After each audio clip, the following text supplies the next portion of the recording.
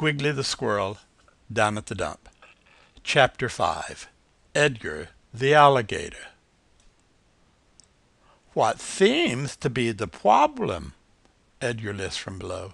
The trouble is you've interrupted a private conversation to which you were not invited, Tess said angrily. Yes, well, perhaps I can be a bit of assistance. I couldn't help overhearing a bit of your conversation, and I'd be very happy to give the lad a ride across the river. Yeah, right, you ain't giving nobody a ride nowhere, said Gaetano. Well, now, don't be so hasty. Come on down and let's discuss it. Oh, Gaetano, couldn't we at least talk? I miss my mom and want to get home. That ain't the way home, little buddy. It's the way in Edgar's belly. You might just as well go on, Edgar. Ain't nobody coming down. I agree. Everyone stay where you are until this brute has gone on his way. Now, shoo, Edgar. You're beginning to get on my nerves, said Tess. Yeah, well, it's a free forest, and I can stay if I please. The boys sat down on the limb, letting their legs dangle, and soon were joined by Reginald and Marigold.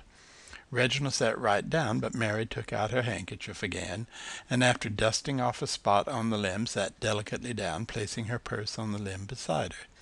She took out a small compact, and after checking her reflection, began smoothing her feathers and arranging her veil. As the warm afternoon wore slowly on, they all became drowsy. Bob had hooked his tail around the limb and dangled himself to sleep, as Squiggly and Gaetano tried hard to keep their eyes open. Everybody wake up. Come on now, shake a leg. Edgar is gone. Let's get this show on the road. Looking down from the tree, the little group saw that Tess had sat down on a small log and was busy with her pencil. And sure enough, Edgar was nowhere in sight. The hungry alligator had apparently gone somewhere else to find a meal. Now I have a plan. At least I think I have. Come on down and let's see if we can make it work. The first thing is that we need to get Squiggly across the river, so I thought we could use his backpack as a sling, and Marigold and Reginald could each take one of the straps in their beaks and fly him across. Now, see here, madam, I am not accustomed to being used as a beast of burden. Hush, Matty, said Reginald. We need to help the lad. Oh, very well. In just a few minutes, Squiggly had unzipped the backpack and crawled inside as far as he could possibly go. Marigold and Reginald got themselves in position on either side of the bag and then took a strap in each of their beaks.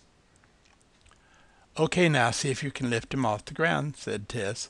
Reginald started flapping his wings gently at first, and then Marigold joined in. Soon they were both flapping furiously, and the bag began to lift slowly off the ground, with Squiggly holding on for dear life.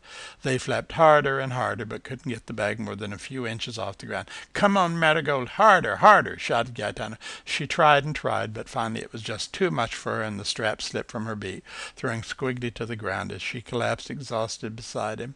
I guess I'm never going to get home, Squiggly sobbed as tears started rolling down his face. The heck with that, I got another idea. Oh, Gaetano, what is it? I'll try anything. Hello, little buddy. Now you guys listen up.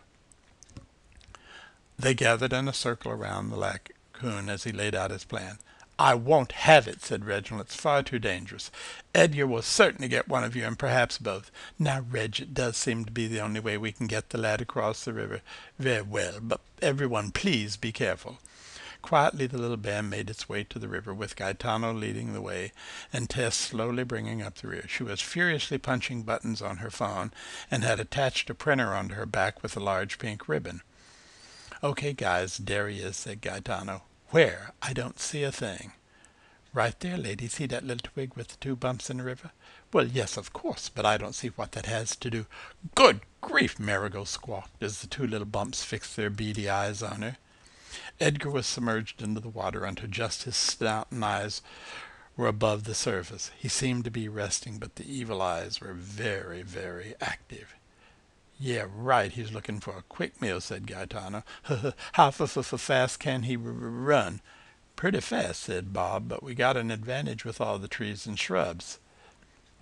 Gaetano, I'm really scared. Do you think this is going to work? Sure thing, kiddo. We'll have you home in no time. I hope so. It's getting late. Mom doesn't like for me to be out after dark. Hey, just trust Gaetano, okay? I did this all the time back in the hood in Brooklyn. Tess lumbered slowly into the little clearing and handed a few sheets of paper to Squiggly, which he tucked into his backpack. "There's a map and directions to get you home. Just follow them very carefully and you shouldn't have any problems." "Thanks, Tess. I really appreciate it. Don't mention it, kid." "All right already. Geez, let's get this show on the road."